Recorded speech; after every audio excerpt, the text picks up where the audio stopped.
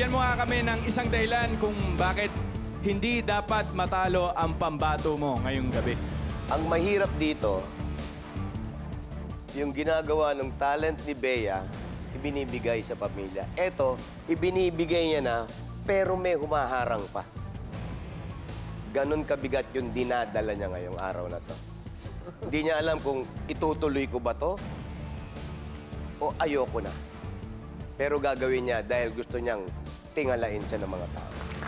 Ganon ka-confident si Kuya Jose sa kanyang pambato. At alamin na natin kung bakit. Kilalanin na natin ang pambato niyang awesome aerialist.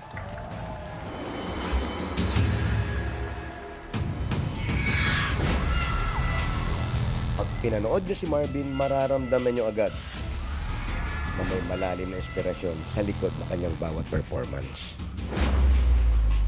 Pangako sa mga anak ko sana, huwag sana ang mga pinagdaanan ko dati simula bata hanggang ngayon. Sana mag-aral ka na mabuti. Huwag niyo akong gayahin. Pag mag-aaralin ko kayo, kahit anong hirap ko, kahit anong sakit ng mga katawan ko, nilalaban ko pa rin.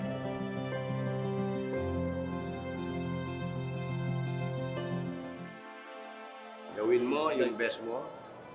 Isipin mo kung kanino mo inilalaan tong performance mo. At nandito lang ako palagi.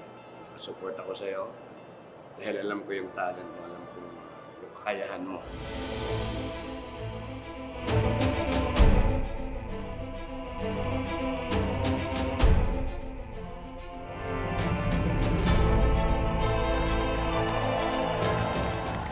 At eto na ang pambato ko para sa Battle to the Top.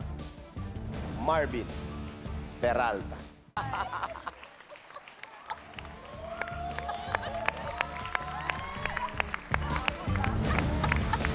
Napapakapit ako. Sumigaw ako. Grabe, the awesome aerialist Marvin Peralta! Nakakabigla. Totoo ba na pagkatapos mong manalo sa round 1, nabuo mo na agad yung concept na to? Yes po. Saan ka kumuha ng inspirasyon, Marvin? Inspirasyon ko to pa sa mga anak ko to, ipaglalaban ko. At anong hirap ng isang tatay, kailangan ilaban natin to. Tito Boy, Miss Annette, kayo po ba na-inspire kayo sa ginawa ni Marvin? Tito Boy? Very, very inspiring. Lalo na ginagawa mo ito para sa iyong anak. Nakakamangha. At yung element ng danger, nakakatulong yun. Bahagi yun nung mundo ng entertainment. Pero kahit kailan, kaya ako napabilib, hindi bumitaw ang ngiti mo sa iyong mukha. At yun ay mahalaga sa akin. At maraming salamat. Thank you, Tito Boy. Miss Annette, nakita ko yung reaction mo kanina, lalo nung final act nung performance. Napasigaw talaga ako. Yes po.